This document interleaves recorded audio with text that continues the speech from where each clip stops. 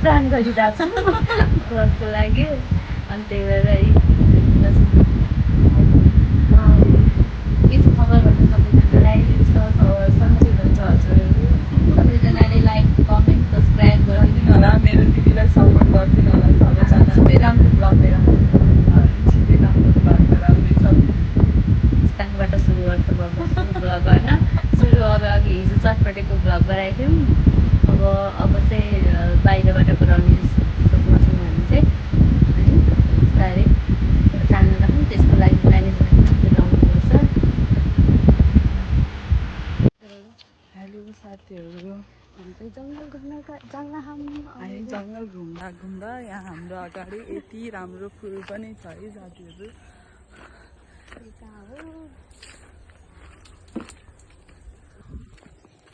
के अरे हामी चाहिँ यता घुम्न आइरहेको छौँ अनि यो चाहिँ के भन्छ यो ब्यारेक रहेछ यहाँको एउटा अनि त्यसपछि त्यतिकै बेलुका 5 बजीतिर अनि धेरै ननिस्केको आफ्नो घर चाहिँ यता होइन उता साइडतिर हो।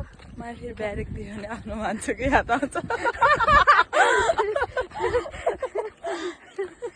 भनेको अनि यस्तो चाहिँ यति धेरै टाउँ ऊ माथि यो माथितिर फेरि यो जङ्गलभित्र फेरि ब्यारेक छ त्यसमा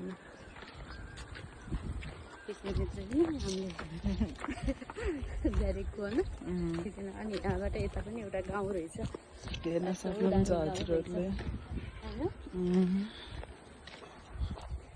गाउँ रहेछ अनि यहाँ पनि यस्तो राम्रो घाँसहरू छ कहिलेकाहीँ बस्नु अनि चाहिँ आर्मीको बच्चाहरू पाउने हो यो बच्चाहरू पाउने क्या तिम्रो छोराछोरी पनि यस्तै पढाउँछ भविष्यमा हेर्न सक्नुहुन्छ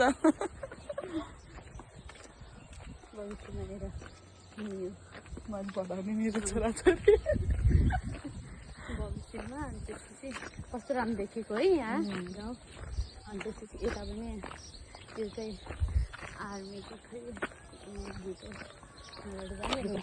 डाँडाको के यहाँबाट हजुरहरू त्यहाँ माथि डाँडा पनि हेर्न सक्नुहुन्छ है जरबुटा होइन जरबुटा जान्छ नि यो बाटो चाहिँ अनि त्यसपछि अनि यो आर्मीको ब्यारेकको गेट हामी आर्मीको ब्यारेक निममा छौँ है अब हामी भित्र पनि जान सक्छौँ भित्रको बिल्डरमा राम्रो हेर न त्यो माथि जरबुटा रहेछ माथि हेर्न सक्नुहुन्छ हजुरहरूले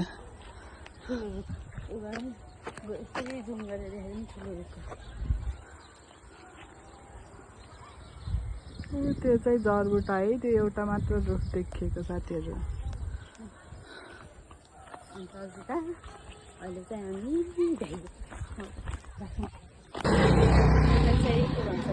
न्यावारी भन्दो रहेछ यो पिर्तना आर्मी क्याम्प जाने बाटो चाहिँ यही हो हेर्न सक्नुहुन्छ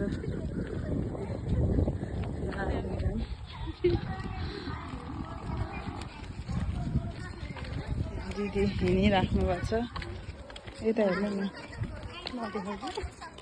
म पनि हिँडिरहेको छु दिदीसँग हामी हिँड्दा हिँड्दा यहाँ यति राम्रो फुलहरू पनि भेट्यौँ है हामीले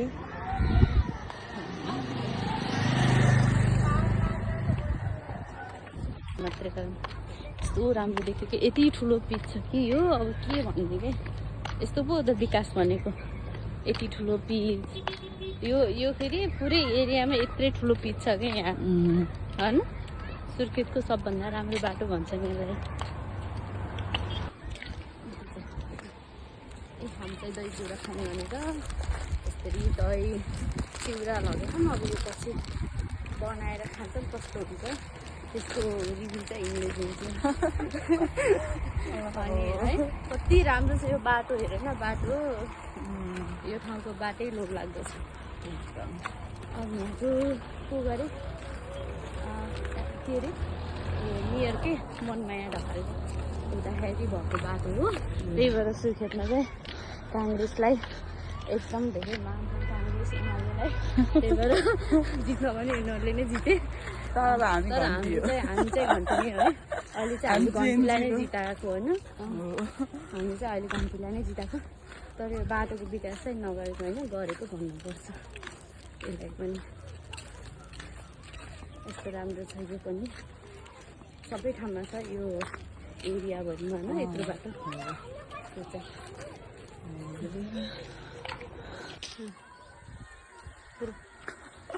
किन जानुभयो? यस्तो राम्रो देखेको के गाउँ होइन तलबाट राउ। तर एउटा कुरा चाहिँ आइफोन चाहिँ हुनै पर्दो रहेछ। आइफोन भनेको आइफोनै हुँदो रहेछ त्यत्तिकै। मलाई पहिला मोबाइलतिर त्यस्तो धेरै इन्ट्रेस्ट लाग्थेन होइन। अहिले चाहिँ यो आइफोनको फोटो देख्छु र अरू मोबाइलको फोटो देख्छु, तर आइफोन भनेको चाहिँ हुनै पर्दो रहेछ क्या, एउटा राम्रो खालको होइन। त्यही भएर अब यो मोबाइललाई एक्सचेन्ज गर्नेवाला छु म अब छिट्टै नै। 70 प्रो म्याक्स लिनेवाला छु। अनि त्यो चाहिँ मुस्ताङ जाने बेला अब गर्नु, अहिले गर्दैन। त्यसको लागि चाहिँ सबैजनाले मेरो के अरे युट्युब च्यानललाई लाइक कमेन्ट सब्सक्राइब गरिदिनु, छिटो 1000 पुऱ्याइदिनु, अनि म मुस्ताङबाट भ्लग गराउँछु। हजुरहरूलाई दिउँसो देखाउनु खाएर त्यस्तै देखाउँछ। अनि त्यसपछि ट्रेकिङमा जाने हो होइन, त्यसपछि हिमाल चढ्ने हो। त्यसको लागि वेट लस गर्दैछौँ हामी। हिमाल चढ्नको लागि वेट लस पनि गर्नैपर्छ। अनि त्यसपछि एक्सर्साइज पनि गर्नुपर्छ, बडीलाई फिट गराउनुपर्छ। अनि हामी ट्रेकिङमा हिमाल जाने। अनि त्यसपछि हिमाल गएको के अरे एउटा रातो खालको झन्डा उडाएर हिमालमा आउँछ हामी छोडेर। हाम्रो पनि एउटा नाम लेखोस् न, बाँचेर आयो भने फेरि। अनि कहिलेकाहीँ सधैँभरि घर बसिरहनु भन्दा कहिलेकाहीँ यसरी बाहिर हिँडेको पनि रमाइलो हुँदो रहेछ। म चाहिँ खासै बाहिर निस्किने मान्छे होइन। अनि आजै हो होइन। अब यस्तै गरेर बिस्तारै चेन्ज हुँदैछु म पनि। अनि तर रमाइलो हुँदो रहेछ यसरी कहिलेकाहीँ बाहिर निस्किँदा पनि होइन। तर घरै बसेर हुनुभन्दा त तर बाहिर चाहिँ निस्केको धेरै भइदो रहेछ। यत्तिकै बेला यत्तिकै बेला अहिले त अनि त्यसपछि अहिले चाहिँ हामी अर्का गाउँमा आएको, बहिनीको घरमा आएको। अनि त्यही भएर त्यत्तिकै हामी चाहिँ यसो रमाइलो गर्दै हिँडिरहेको छौँ। बहिनीको घरमा छौँ। त्यो बहिनी चाहिँ हिँडिदिने बहुत अल्छी चाहिँ सुतिरहन्छे। अनि मोबाइल छ त्यसलाई चाहिँ कसरी सुधार्नु हुन्छ त्योहरू कमेन्ट गरेर भनिदिनु। त्यसलाई त्यो भिडियो देख्ने मान्छेले यति आउँछ जङ्गल मात्रै